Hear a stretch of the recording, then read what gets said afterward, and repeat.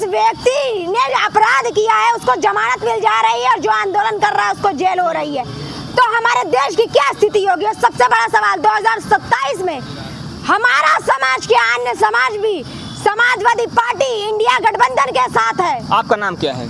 मेरा नाम आरती पाल है और मेरा पूरा समाज इस पीड़ा को झेल रहा है। हमारे समाज के कई ऐसे पिछड़े। आप कह रही हैं कि आपका नाम आरती पाल है, आपका पूरा समाज इस पीड़ा को झेल रहा है।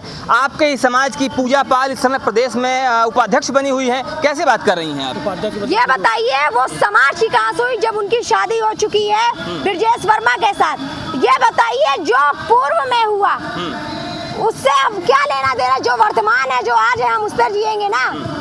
हमें आज में जीना है, कल को सुधारना है, तो हम पूर्व में जी कर क्या करेंगे? और वो पूजा पाल नहीं, पूजा ब्रजेश वर्मा है। उनका वर्तमान पति जो है वो ब्रजेश वर्मा जी है।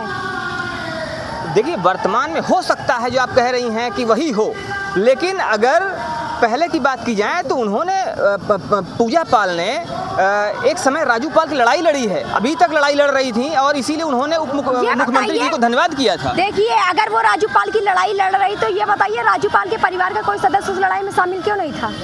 राजू पाल का परिवार कहाँ है? आज तक कभी आपने देखा सर्व समाज में उनको लेके आई हो? कभी उनके बारे में बताया? उनके परिवार में कौन कौन है? उनके भाई बहन कहाँ हैं? उनकी माँ कहाँ है? उनके पिताजी कैसे मरे? उनकी माताजी कैसे मरी? कभी आपने देखा इसकी चर्चा की हो? और आपको खास तौर पे बता दे रहे हैं कि राजू पाल की जब हत्या हुई थी तो उनके साथ एक नीवा के बेटे की हत्या हुई थी जो संदीप यादव था, और देवीलाल पाल की हत्या हुई थी। क्या कभी पूजा पाल को आपने देखा कि उनके बारे में चर्चा की हो, उनके विषय में चर्चा की? और सबसे बड़ा सवाल, अगर आप कहते हैं कि वो उपाध्यक्ष बन गई है तो ये बताइए जो व्यक्ति अपने विधानसभा का काम नहीं कर पा रहा है वो उपाध्यक्ष बन के क्या कर लेगा? तो आप चले जाइए चायल में, चायल की जनता आपको बताएगी क्या काम हुआ है क्या नहीं।